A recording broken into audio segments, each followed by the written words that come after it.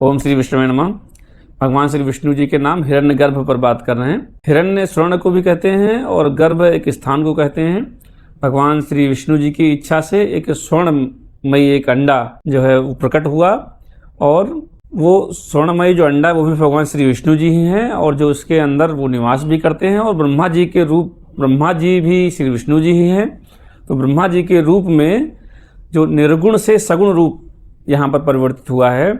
हमारा विज्ञान भी कहता है कि सघन गर्म बिंदु से, जिसको सिंगुलरिटी कहते हैं, बिग बैंग के माध्यम से जगत का फैलाव हुआ और जगत आज भी साइंस मानता है कि जगत लगातार बढ़ रहा है। श्रीमद् भगवद गीता के एक श्लोक ने ओपनहाइमर को प्रेरणा दी कि इस तरह से परमाणु बम बन सकता है।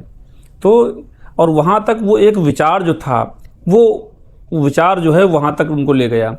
इसी तरह विचार में इतनी शक्ति है कि कई बार हमेशा जब कोई जो सृष्टि की आप बड़ी रचना देखते हैं वो एक विचार से ही शुरू हुई है। उसी तरह जैसे श्री हरि इच्छा से श्री ब्रह्मा जी का प्रकट होना और सृष्टि का निर्माण होना है, इसी तरह हम लोग कई बार बड़ा वृक्ष देखते हैं तो लगता नहीं ये एक छोटे से बीज से उत्पन्न हुआ होगा। एक छोटा बीज होता है, उसके अंदर वृक्ष दिखता नहीं, लेकिन जब वो रोपण उसका किया जाता है उसको, तो वो एक अगर उसको उस तरह के माहौल में इम्प्लीमेंट किया था, माहौल मिलता है, वातावरण मिलता है, तो एक विशाल वृक्ष के रूप में वो परिणित हो जाता है, परिवर्तित हो जाता है। और कई बार उस वृक्ष से भी कई वृक्ष प्रकट हो जाते हैं। तो जिस तरह ये हमको सीखना है भगवान के इस नाम से कि जिस तरह श्री हरि की इच्छा से सृष्टि का निर्माण हुआ, उसी तरह से हमारे विचार भी एक सृष्टि का निर्माण कर देते हैं। कई लोगों ने विचार किया कि उनको दुनिया का सबसे बड़ा विद्यालय बनाना है, दुनिया का सबसे बड़ी इंडस्ट्री बनानी है, तो उनके उस विचार ने जो है उनको एक प्रोसेस बताया और वो प्रोसेस से वो आज दुनिया के सबसे बड़े जगहों पर खड़े हैं।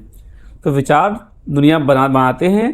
श्री हरि जी की इच्छा से जिस तरह सृष्टि का निर्माण हुआ है, उस तरह से हमारे विचार भी सृष्टि का निर्माण करते हैं और फैलाव करते हैं। जय सीताराम।